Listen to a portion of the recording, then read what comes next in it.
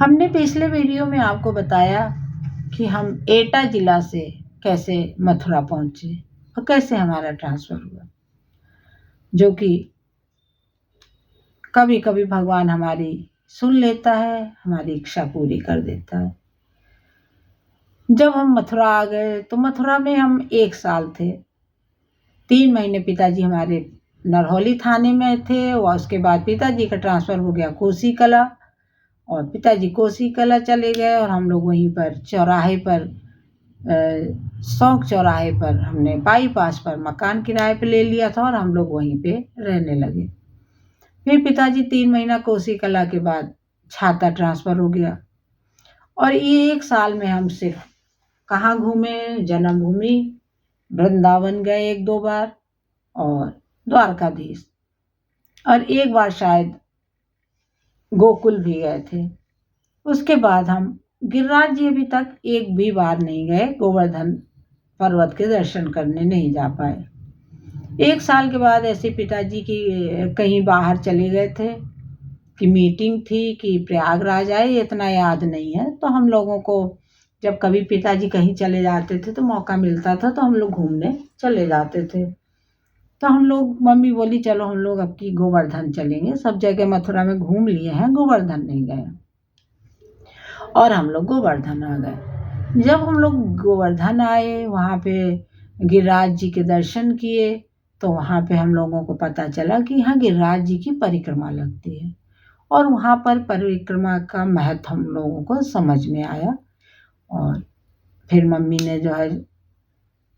ने ये तो मन में सोचा कि भाई इतनी दूर से तो हम रोज़ परिक्रमा लगाने आ नहीं पाएंगे।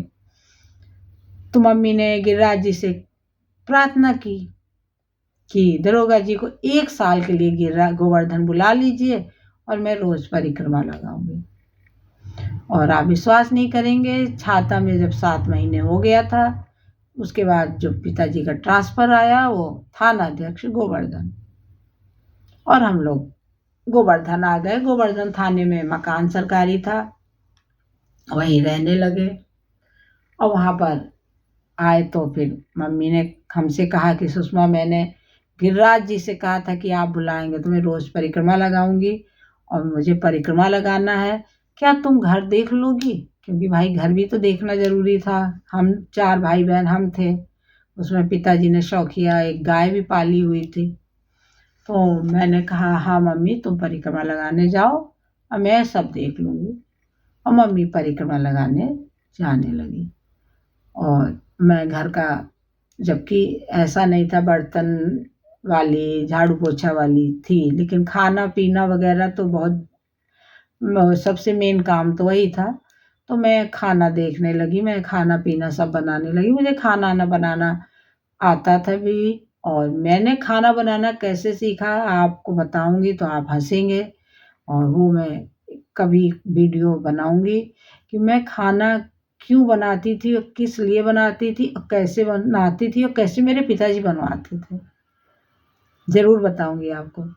इस तरह मेरी मम्मी रोज़ परिक्रमा करने लगी और मेरी मम्मी ने 1 साल में 180 के आसपास परिक्रमा लगाई और मैंने भी उनका काफ़ी सहयोग किया और मेन तो उनकी लगन थी इसलिए उन्होंने लगाई। मैं तो बस मैंने घर का थोड़ा सा घर संभाला था बस, और उन्होंने 150 परिक्रमा लगाई। 150 से क्या 180 के आसपास, क्योंकि 150 की गिनती थी, उसके बाद की गिनती ज़्यादा ही थी। और जब 108 परिक्रमा लग गई थी, 108 परिक्रमा लगने के बाद एक बहुत बड़ा भंडारा हुआ। अब वो जो भंडारा हुआ किसके कहने पे हुआ, और एक ब्रज के बहुत बड़े संत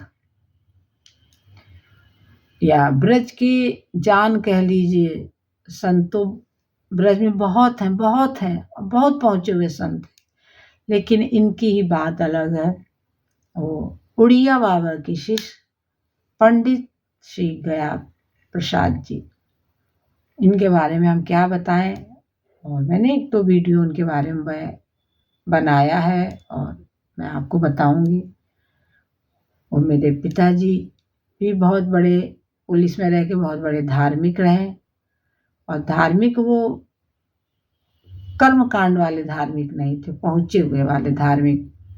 उनको जिसका बहुत ज्ञान है कि इंसान को भगवान के किस रास्ते पे चलना चाहिए, और बहुत जानकारी थी। और मैं उनके बारे में, पंडित गया प्रसाद जी के बारे में भी बताऊंगी। अगर ब्रज के किसी भी बड़े संतों से आप पूछेंगे पंडित गया प्रसाद जी महाराज जी का, तो सब जानते हैं। हर कथा भागवत में उनका जरूर चर्चा लोग करते हैं। प्रेमानंद जी महाराज जी भी करते हैं, जो भी वहाँ श्रीमद् भागवत की कथा कहते हैं, सब बड़े बड़े संत उनका नाम लेते हैं, क्योंकि वो बहुत पहुँचे हुए संत हैं। और हमको गिरिराज जी के जो दर्शन तो हुए सबसे महत्व गिरिराज जी ने कृपा की, जो हमको पंडित गया प्रसाद जी की 1 साल उनके सानिध्य में रहे। और मेरी माँ ने परिक्रमा लगाया, और जब 108 परिक्रमा हो गई तो पंडित गया प्रसाद जी ने कहा कि दरोगा जी आप भंडारा कराइए और ब्रज के संतों को खीर बनवाइए। खीर मतलब कि वहाँ बहुत स्पेशल खीर बनती है, उसमें चावल नहीं पड़ता है, केवल मखाना मेवा की खीर बनती है। और मुझे याद है मिट्टी के बड़े बड़े प्याले आए थे बहुत सारे, और संतों ने बहुत चाव से खीर खाई थी। और पंडित जी ने भी हमारे प्रसादी ली थी, जबकि पंडित जी पुलिस वालों की प्रसादी कभी नहीं लेते थे, लेकिन उन्होंने ली। बहुत बड़ी उनकी कृपा थी, और उनकी इतनी कृपा हम लोगों के ऊपर थी कि कुछ ऐसी ऐसी घटनाएं आपको बताऊंगी कि आप भी सुनकर कहेंगे ऐसा भी होता है क्या, ऐसा भी होता है। फिर मैं कोई नेक्स्ट वीडियो में आपको फिर आऊँगी। फिर मैं अब ब्रज की मैं कुछ लगातार चर्चा करूँगी और सत्य घटनाओं पे आपको अवगत कराऊँगी। जय सिया राम, राधे राधे। कमेंट के साथ राधे राधे सबको करना है, और राधे राधे बोलना है। फिर से एक बार बोलिए राधे राधे राधे राधे।